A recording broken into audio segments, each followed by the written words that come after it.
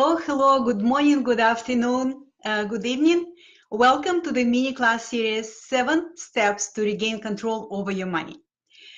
I hope you enjoy this series. Today is the step 5, and I will briefly go over what we already covered before, and I hope you really got some golden nuggets from this series. My name is Millen Livis. I am a financial empowerment mentor for ambitious, free-spirited, and driven women.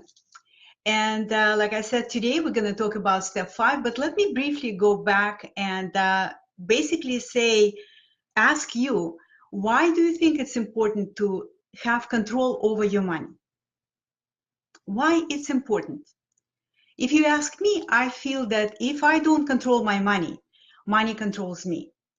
And if you are anything like me, you don't want to be controlled by anything or anyone, right? So I definitely don't want money control my decisions about my relationships, about my choice of work, about place where I live, etc. So that's why I feel it's so important for everyone, and especially women, to feel that they have control over their money.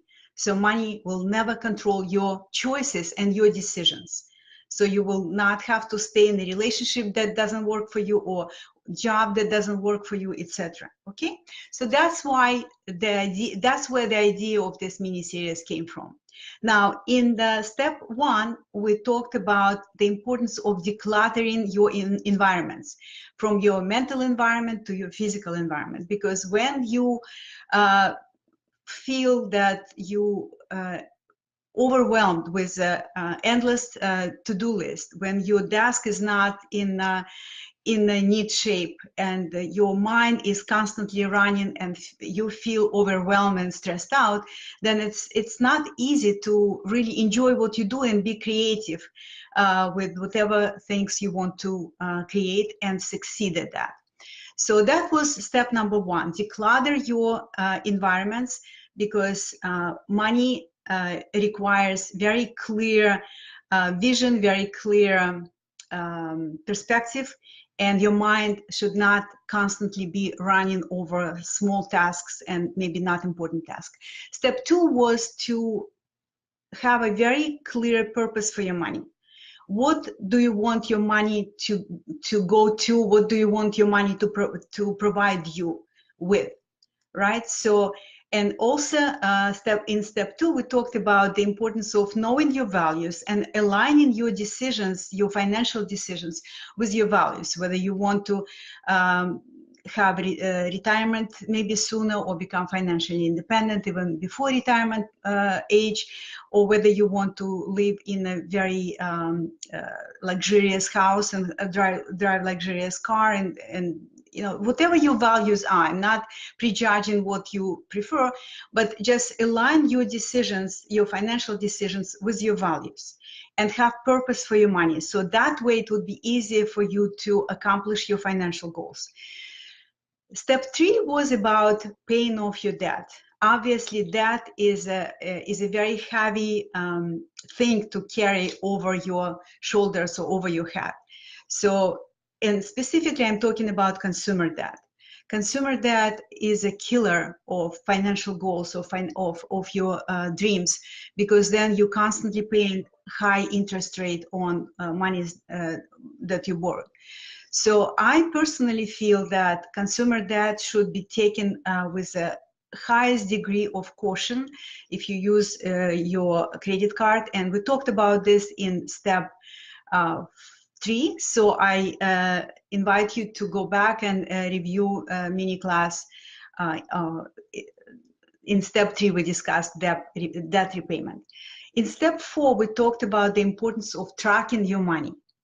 And if you feel that you really, really want to know where your money goes, it's very important to track your money. You can call it budget, you can call it money tracking, you can call it whatever. But if you feel that you want to know what's happening with your cash flow, you've got to track your money. And when you get your money when you get the clear picture where your money goes, the next step, and that's step 5, is to pay yourself first. To pay yourself first. And there are 3 aspects in this step, and I will cover them, but let me start with this one. What do I mean when I say pay yourself first? You've got to decide how much money every month you will put aside into your savings. It could be 5 to 10%. It could be $20 or $50 if that's all you can put aside right now. Whatever it is, doing that, and especially putting this on autopilot through automatic transfers, will help you develop this very, very good, important, healthy money habit. So before you, and for a lot of people, it seems counterintuitive, because they feel like I have to pay my bills first, I have to put money for whatever other things you maybe plan, maybe your business, invest in, maybe your vacation plans, etc. And I'm telling you that it's such an important habit to pay yourself first. It will make you feel better. It will make you feel safer. Yes, I'm talking about emergency fund account. And if you don't like word emergency, I don't like word for the rainy day account, something like that. Call it peace of mind account, okay? But having money in your peace of mind account, and recommended amount is 3 to 6 months of your monthly life expenses, will help you sleep better at night, will make you feel better about your ability to manage your money. That's why I like to call it peace of mind account.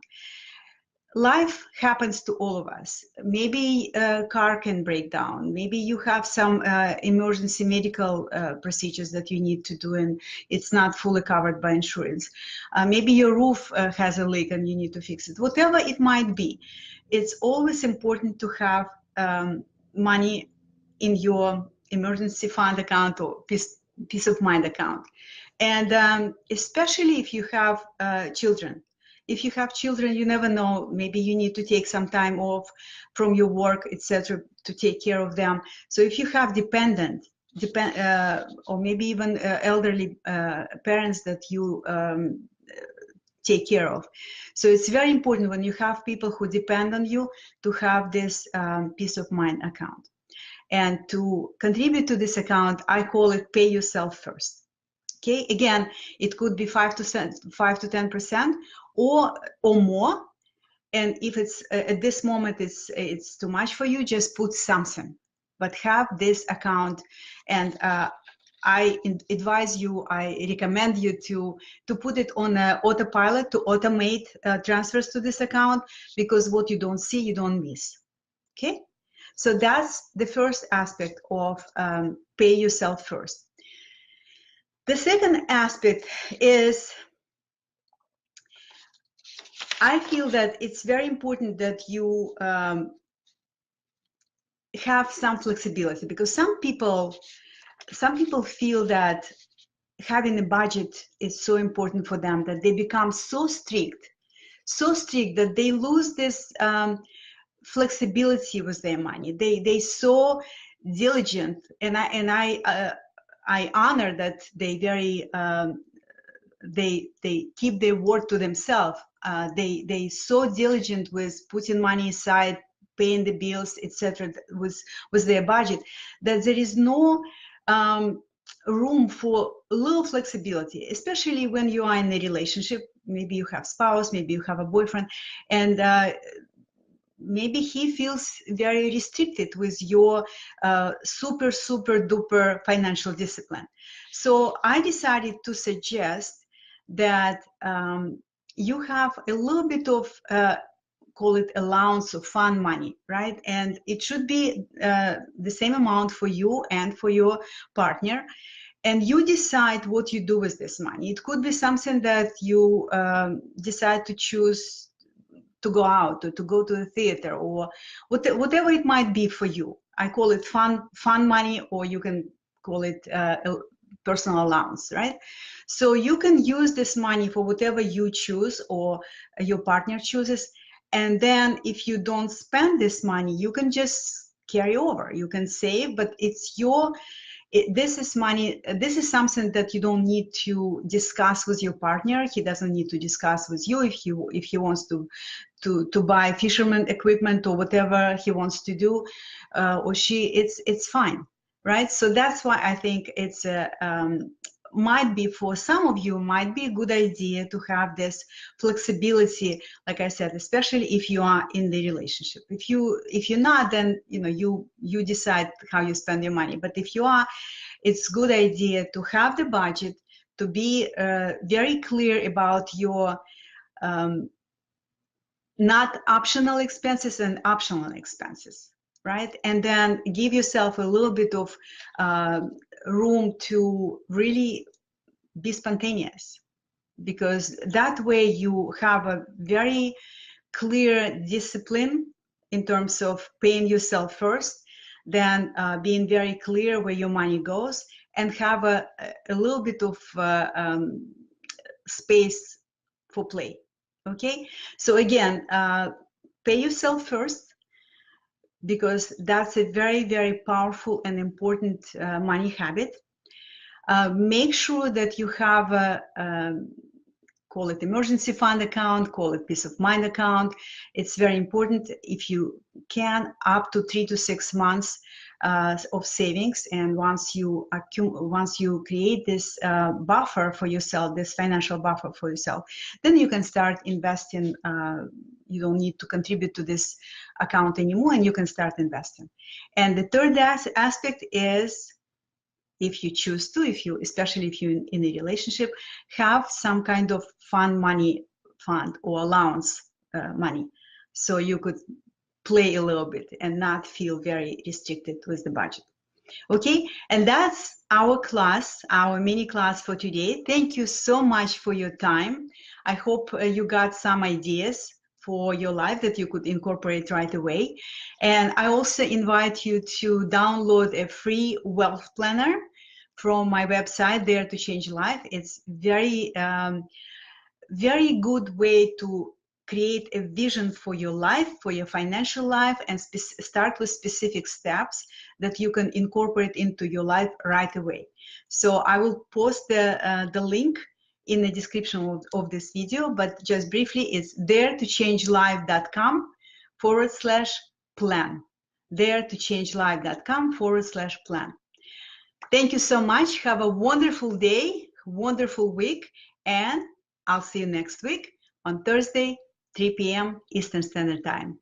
To your health, wealth, and freedom.